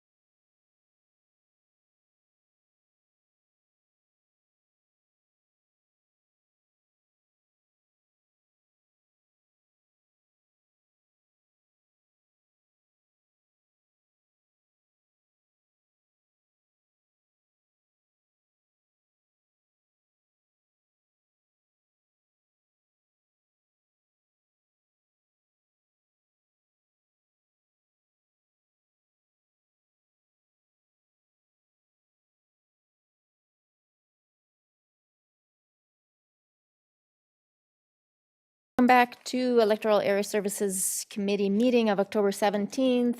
Thank you for your patience as we took a quick recess. So we are still discussing item 4.10. We've just passed a motion allowing the parcel coverage area increase for the auxiliary dwelling unit. And so we have a potential roadblock busting measure. So I'm hearing a lot of concerns about environmental impacts of this pool. And so we have an option to direct staff. So I'll just read so we have the option to send this back to staff to look at the environmental impacts of this pool just as a standalone, or we could approve the setback and the construction of the pool with a condition that staff come back to us with an environmental assessment. So I'm not sure what directors are more comfortable doing. I can read just this potential motion, and then we can decide if we want to just have this by itself or we can tag it to something else. So that staff be directed to work with the applicant to develop a condition of DVP issuance related to a report outlining the terrestrial impacts related to construction of a swimming pool within the setback area and potential restoration opportunities, and that a report be provided to a future committee. So that is seconded. Do we want this as we want this as a standalone? Okay. Okay, Director McMahon. I would prefer it as a standalone, just because I think it's very clear to us what the next steps are. I know it's a nuisance in some sense because this is going to have to come back again, but at least we're clear. We don't have to specify what outcomes we want from this report. So, on subject to the issuance. So I think this is a way forward. Okay. Maybe not ideal for everybody, Right. but Yes. it moves us in a positive direction. And appreciating the applicant's patience and staff's work on this. It's very appreciated. Director Stamford. Yes, I think this leaves our decision perspectives open. And it's specific to this particular piece of property. Looking at how this impacts this area, not setbacks in general or anything like that. It's a site-specific situation. Great. Thank you, Director Stamford. Director Bax? I just wanted to ask about what the financial implications of this motion are. Are there any? I know staff's time is valuable. Do we have any limitations on the amount of time they're going to spend on it? And I wonder if perhaps our CFO could answer that. I guess the question is, that question of capacity, like how much time will this take for staff? Manager Jackson? Thank you for the question. Certainly, when we look at the development application cost, we look at the average cost in alignment with the Local Government Act. Sometimes that means a bit more work on some development variance permits than others. Essentially, for staff, it would be working with the applicant. They would go and hire a environmental consultant to address the concerns or consider how to address the concerns if they can be addressed. And then staff would review that and then report back. So, and there would be a cost to the applicant in terms of obviously the consultant. Thank you. Thank you. Great. Director Lee?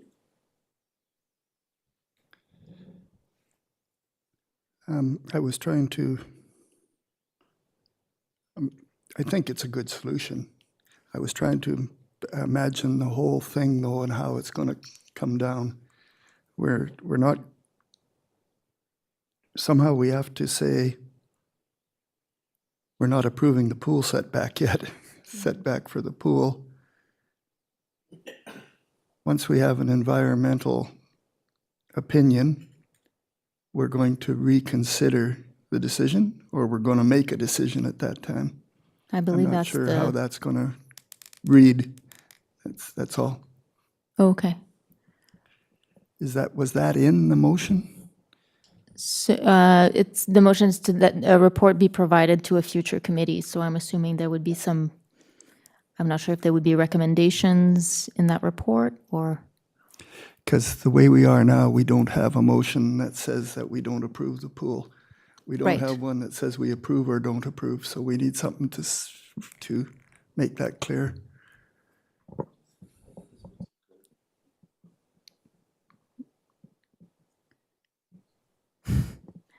If any red flags there? Yes, GM Hall.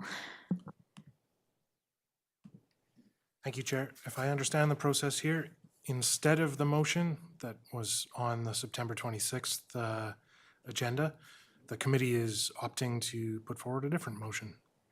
So I don't think there's anything needed related to the former motion, just a decision on a next step. Thank you.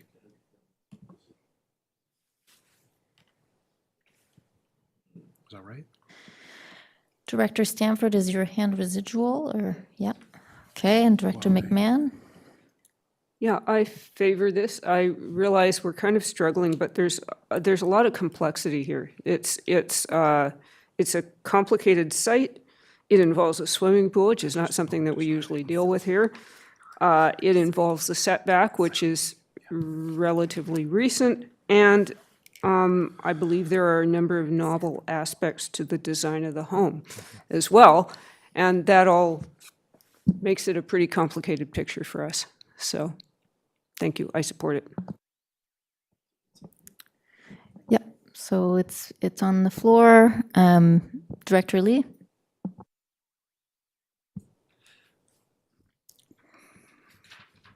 I was wondering if the proponent had any thoughts on this way forward, if he had any comments before we make a vote, if he'd like to speak further or not. Of course, that's entirely up to you, Chair. Right. Sure. Would you like to speak to this motion? Thank you. I very much appreciate the concerns and the desire to have clarity on whether there may be any environmental impacts. It is a little uncertain, and we're prepared to undergo the expense to do that.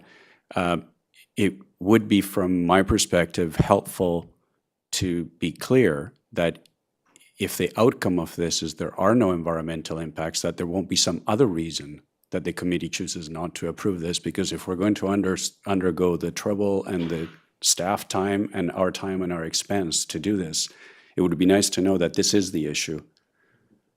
And so from, and I don't know if this is a reasonable request, but from our perspective, it would be more clear if the committee would say we would be prepared to approve the pool subject to there being no environmental concerns raised by the staff or in the reports or by experts. And then we'd be undertaking expense on time with a specific objective. I'm a little worried that we'll do all of that, there will be no concerns, and then we'll come back here, there'll be some other reason why the pool isn't approved. Thank you. Yeah, that's fair. Director Bax, do you want to speak to that? Yeah, I do absolutely understand the proponent's trepidation, and but there, there may come back a degree of environmental concerns. There might be some. If there's none, I don't see. I think that we've gone through a process that's transparent for the community, and that we've looked at the issues that could come up, and that if there's none, if there's no environmental concerns, then I don't believe we would have any issue in approving the variance. There may be some smaller issues that may be able to be mitigated or may be not of great concern, but I'd like to assure the proponent that that as a board, I believe that we do come up with fair decisions here, and that we don't want to add more stress to their already stressful project. Thank you for those remarks. So I'm listening to the applicant. What I'm hearing is that the applicant would rather that the motion said that we would approve the pool with the caveat that we want to know the environmental impacts first and make our decisions then. That's not what I heard from the directors, but I could be wrong. I think directors seem comfortable with this. I think we all understand, how stressful this has been and how long it's taking. But I think it seems like the directors are more comfortable with leaving this as is, more open. But with, and I appreciate Director Back's remarks. I think I feel like that's why I'm struggling. I'm trying to, keep this fair too and transparent. And I think this is going to give us some good information to make our decision. But yeah, understand the concerns there. But it seems like the board is comfortable with this motion here. Any further comments, Director McMahon? Yes, a very legitimate concern. So, but I don't think that the intention here is to continue to throw up roadblocks. So I am comfortable with the motion as it stands. Okay, Director Lee?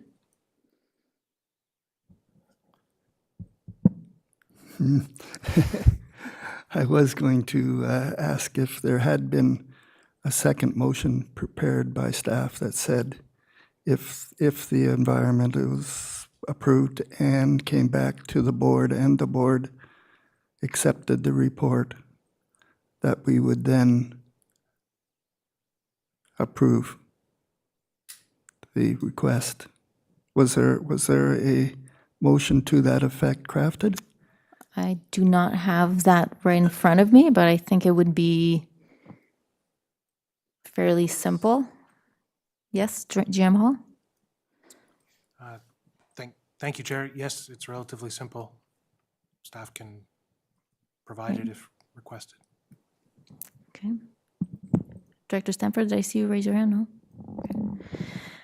Okay. Okay, so we have a motion on the floor, and then there would be an opportunity to maybe have another motion should this one be defeated. No, there could be an opportunity to suggest an amendment before we vote. Would you like to do that? How does that work, Corporate Officer? Mm-hmm. Thank you for the question. I'm not sure I'm understanding, but I'm interpreting that your desire is to amend the motion that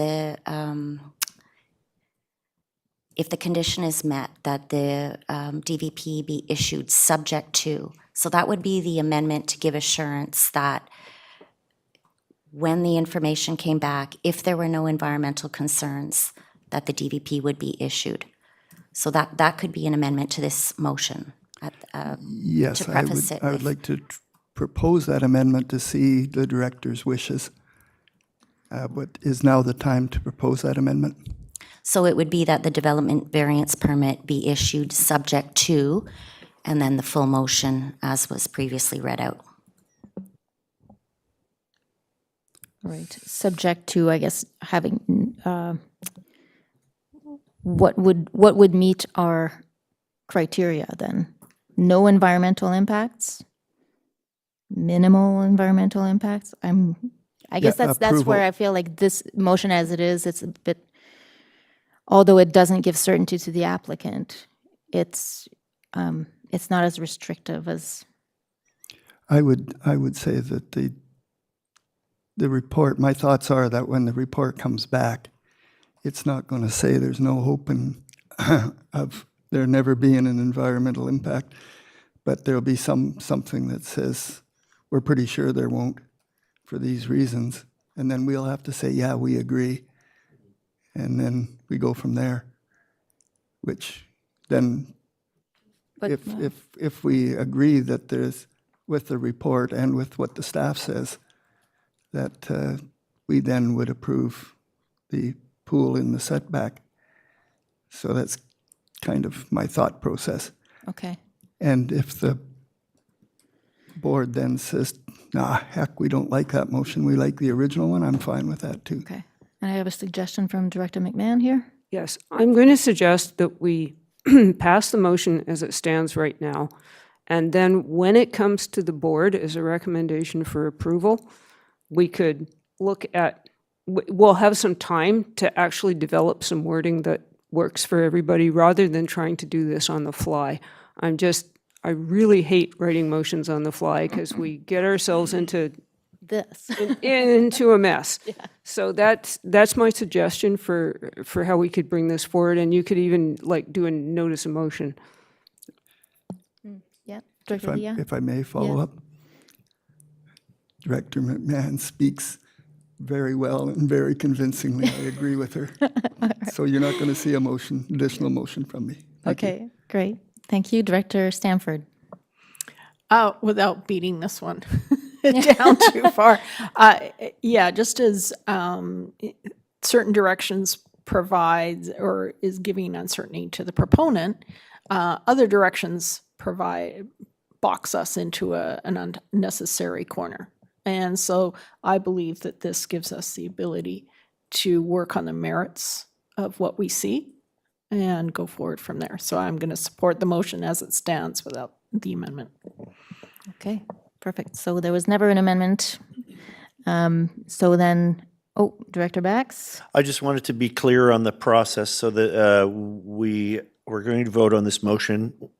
Should it pass, it will become a recommendation from the Electoral Area Services Committee that will come back to the board next week. Correct. Correct. And at which point, should we want to make any other changes, we can make them at that point. That is correct. But I don't foresee any issues.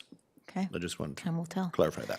Okay, so let's move on. I'll call the question. All in favor of the motion? Okay, that passes. Wow, okay. Thank you very much. Thank you for your patience on that one. It's a doozy, as they call them. So we do have to go back to item 4.3, official community plan background report. What's that? On page 12. All right. Thank you, staff, for your patience as we struggled. Who will be introducing this background report? Ms. Clark? We had to go back to item 4.3 on page 12, official community plan background report.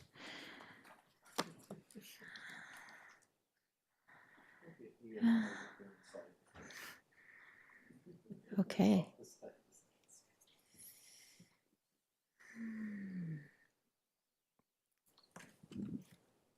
Planner Clark, good morning. The background report that you're receiving today is a milestone deliverable in the OCP update project.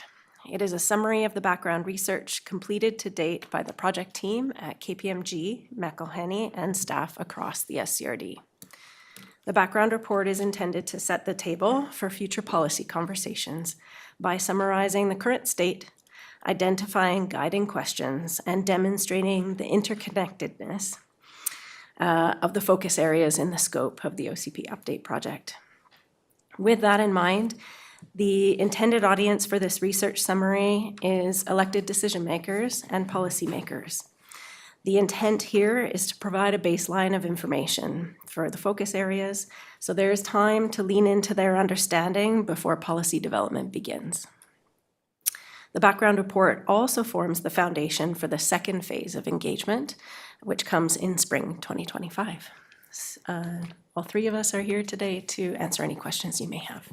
Excellent. Thank you, staff. So we have the background report attached. It's great. And we have a couple recommendations. One's to accept the report, and one is to refer the report to our APCs. So staff, Director McMahon. Sorry, staff. No, staff. Director McMahon. Well, actually, I'm happy to move the recommendations because they're straightforward and because I believe it's already on my APC agenda anyway, which is great. Do you want to find a secondar before I? Oh, blither? right. And I do have a seconder in Director Stanford. Thank you. Wonderful. Thank you. Interconnectedness is a really good word. There's an awful lot in here, and a lot of background reports and studies and plans and holy crap. I did find a few errors in here. Just if you on page 50 of the agenda, it says that BC Transit operates our transit system. They don't. We operate it in partnership with BC Transit. Page 58, I know it's my favorite. It is the draft cemetery master plan. The board did not actually pass it. And right below that, there is a reference to Copper's Green Park, which is kind of cool, actually. But I had lots of questions, but the one that I had arose out of a webinar I attended yesterday on managed retreat that highlighted the challenges that we face and the lack of success in dealing with them, particularly waterfront and flood zones. In April at AVICC, we had a presentation by several law firms on the legal liability facing local governments if we are aware of climate risks, such as sea level rise, and don't address them. And so the question that I'm asking is, should we establish climate hazard zones in our OCPs? Would that be a way of putting homeowners on notice that they are building in a high-risk area? Similar in some ways to notice on title. I know, this is not a question you prepared for. I'm throwing it out there. Okay. Would staff like to speak to that or just take that as a suggestion? Or? Thank you for the question, and that is a really great question that we will be diving into both with the board and the community as part of this process. Currently, we do have in our existing planning framework some development permit areas and zoning provisions that address this, but again, as the climate changes, we become aware of more things, and so as part of this consultation, we'll be bringing those things forward to the community and the board for consideration. Thank you. Great. Thank you. Director Bax. I am really excited about this process. I think it's going to be one of the best things that we do during our tenure here in this term. I know my APC has received the full report as it appears here, and we're meeting on and I believe all of our APCs are meeting next week. Mine on Monday, and there's some on Tuesday. And there will be staff. My question is, there will be staff at these APC meetings to help explain it. I imagine probably everyone I see here at the table is going to be at one or more of these APC meetings. Is that so? Yeah. Staff, would you like to confirm that staff will be present during the APC meetings? Thank you, Chair. Four of the 5 APCs meet next week, and then Area A the week following that. Yes, staff will be present at each of those, and just a note that 3 occur concurrently. So you're going to have to split up. The 3 on Monday? What is it? Okay. I can get all of you on Monday? All right. So Director Stanford. Again, just a little thing in the document itself. There's nowhere that states that parts of the Sunshine Coast are not covered by any of these OCPs. They're covered by Islands Trust OCP.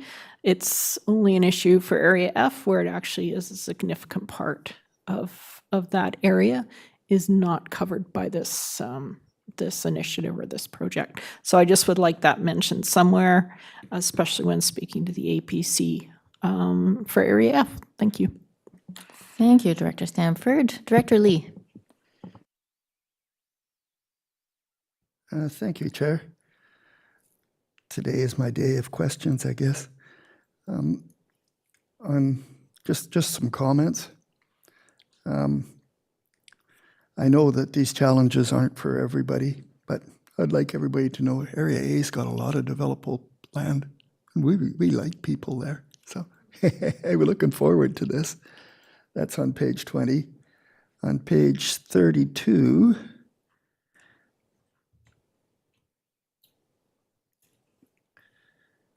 just sorry, I have to get there to go to my notes. The little jumping thing don't work so good. I noticed that Scredo's in the ones to be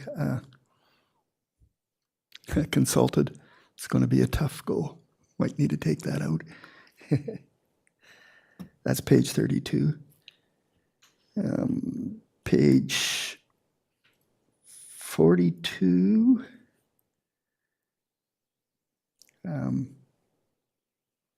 We don't have tree cutting permit bylaws, but I know most people do. I guess we are going to be looking at those. Hey, there's nothing I can do about that. So there is always the opportunity for me to be a little different than everybody else, though, right? You are questioning the tree cutting permit bylaw? Yeah. Is that the question? Yeah. I think it actually is not. It needs to be strengthened because it's not consistent everywhere as well. And tree cutting bylaws usually say things like if a tree is this big, you can plant one somewhere else and all that kind of stuff. Is that what's proposed with that statement? Would staff like to comment?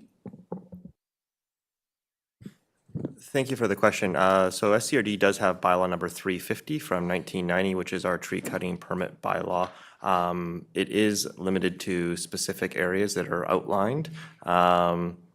They're generally areas around creeks and steep slopes, and that was the purpose of that. I'll note that regional districts over municipalities do have some limitations in terms of how tree cutting bylaws can be administered, but there are other options available in the local government toolkit, such as development permit areas, where we can consider how we want to manage trees as a natural resource within the developable areas of the regional district. So for example, things like tree replacement or tree protection. Thank you. Great. Thank you, staff. Okay, going back around, Director McMahon. Thank you. I'm going to hold most of my feedback until I've heard from my APC, because they're a great, smart group of people, and I'm interested in what they come up with. I did, however, have a question. When I was reading on page 64 about food security, I remembered that some time ago I'm fairly sure that we passed a motion at board about using the Agriculture Amenity Fund to research policy for help for small farms around water. And I was trying to track that down and I couldn't find it, but if somebody could refresh my memory as to where we are with that. Oh, Jim Hall, you seem to maybe know? Thank you, Chair. The motion was to bring forward something to the budget process, so that is on the list of items that will be brought forward in about a month. Thank you. Perfect.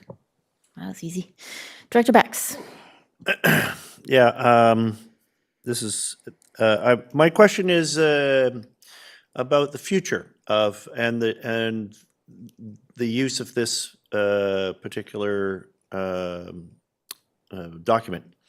I know we're rolling it out to the APCs, and it's now in the public domain through our agenda.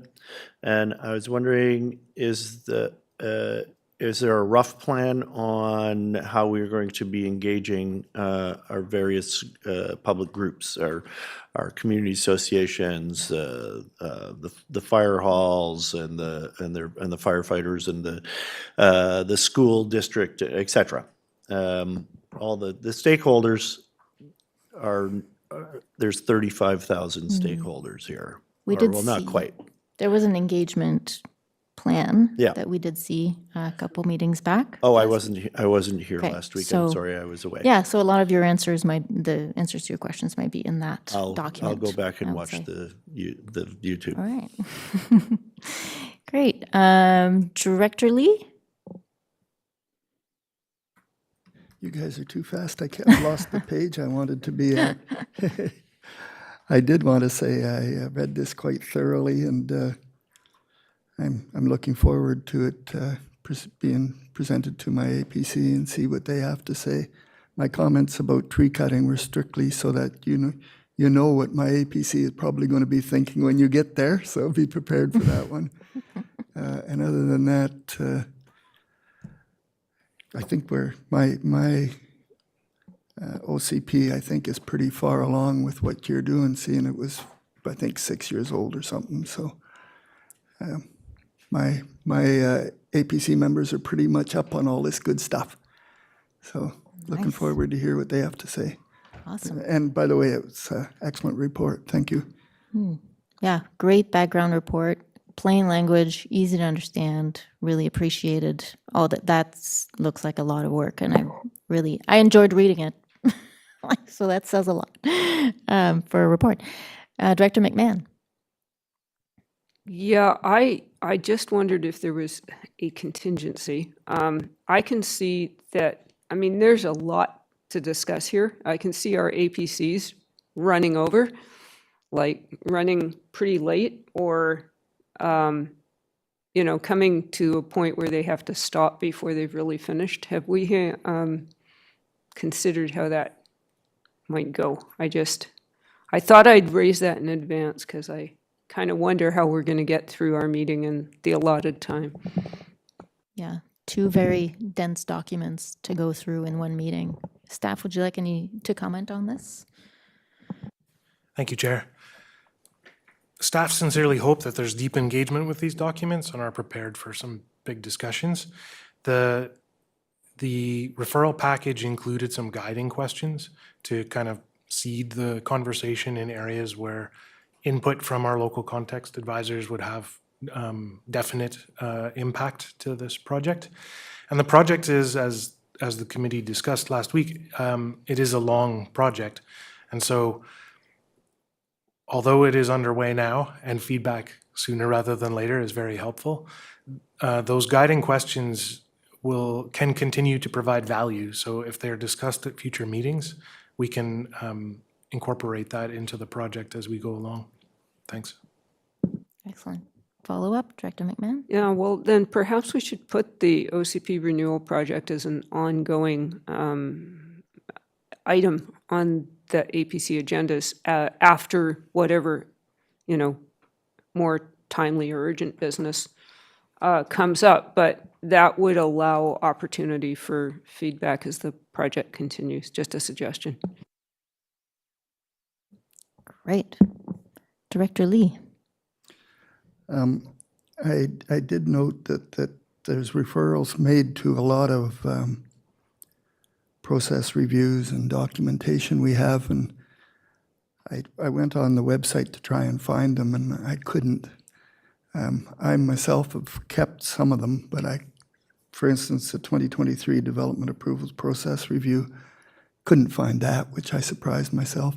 Is there some way we could make an easy link to the Let's Talk page for all of these documents that are mentioned in here? Because I'm pretty sure I've got some people that are going to start reading them. So they must have a lot of time because there's a lot of documents, but I think at least we need to give them the opportunity to get at them fairly easy. Yeah. Yeah, staff, would it be possible to include links either on the Let's Talk page or within the document?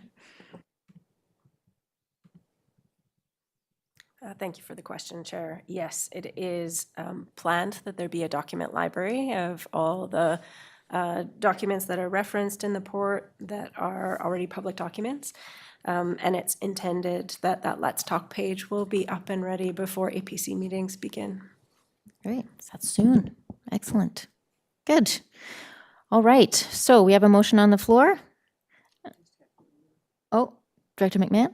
Sorry, this is a lot to ask, but I'll just throw it out there for your consideration.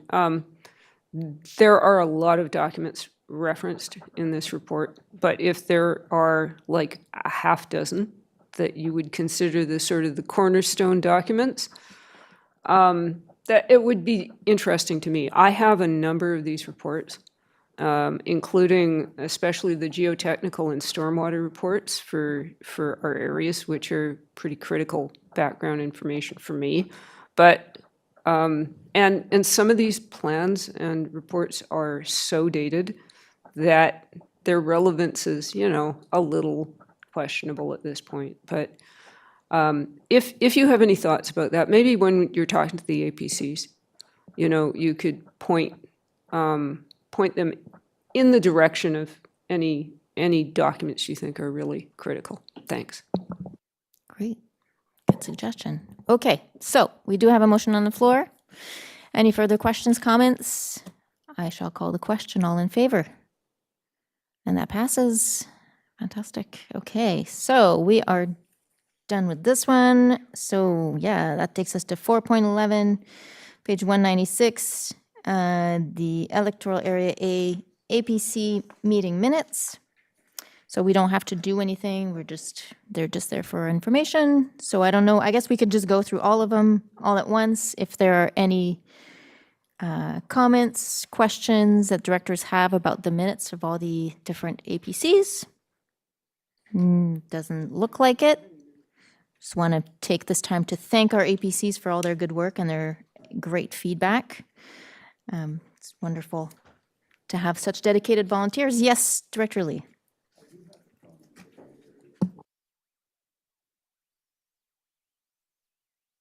Sorry, I did find it. It's page 198. The area APC members extend thanks to the SCRD planning staff for the clear and concise application reports. And I extend my thanks as well. They really were very well done. My APC moved right through them. It was just great work by staff. Wonderful. Love to hear it. Okay. Director Bax, as you join us, we're just going through the minutes of the APC. So if you have any comments or questions, now is the time on any of them. Just going to tackle them all at once. Okay. So then, if there's no more comments or questions, going down to communications, item 5.1 on page 210, we have Roberts Creek Community Association looking for a letter of support for a BC gaming grant. Director Bax. We might want to consider that the SCRD issue a letter of support for the annual province of BC gaming grant funding as requested. That might be what we want to say. Okay. Do I have a seconder? All right, Director Bax seconds. Director Bax, did you want to speak to this motion, or you want? Yeah, I just wanted to say that, Mike, I really commend my community association on the work that they do, and they deserve all the support that we can give them. Yeah, they do amazing work, that's for sure.